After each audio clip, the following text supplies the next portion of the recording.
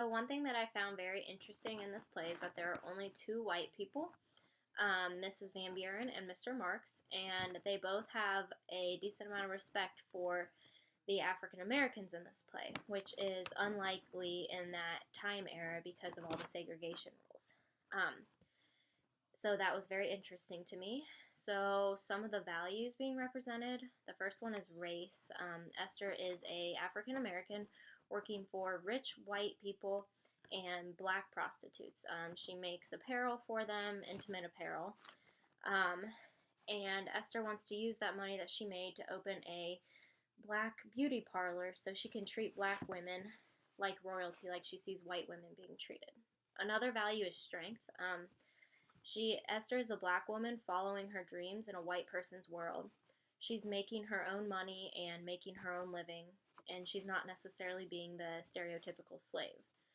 And then when she meets George and he takes all of her money, she just kind of moves on from it like it was nothing, and she shows a lot of strength there, like not letting someone get in her way like that and get in the way of her dreams because she continues to follow her dreams. So for question 3, something that I found very confusing and interesting, there was a bed in each scene, and I wanted to figure out why that was, so I looked it up, and Nottage, the person who wrote the play, she said that she adds a bed to every single scene to see how it adds to the sexual and social interactions.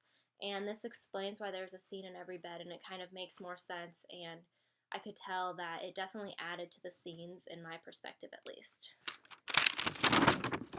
For question 4, I think that Nottage's play is a good and bad representation of African American experience because it proves that African Americans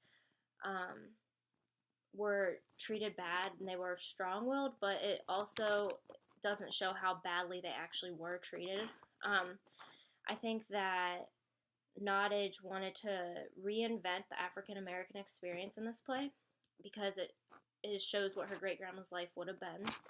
And I think it also reinforces it because Esther is portrayed as a black seamstress for a rich white woman. She doesn't have a lot of money, even though she does make her own money. And she doesn't have a man until the end, and the man ends up being bad. So I think it reinvents and reinforces. And yes, I do think that there are stereotypes still to this day. A lot of violence is associated with black people. With the recent Las Vegas event,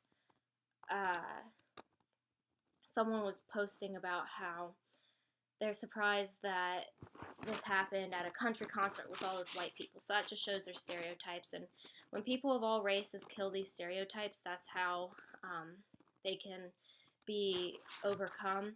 And like the X-ray commercial where it shows that all bones are the same and everyone's made up as the same.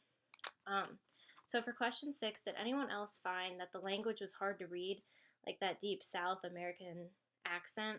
And my second question is, did anyone else find it interesting that the white people were so nice and respectful towards the black people?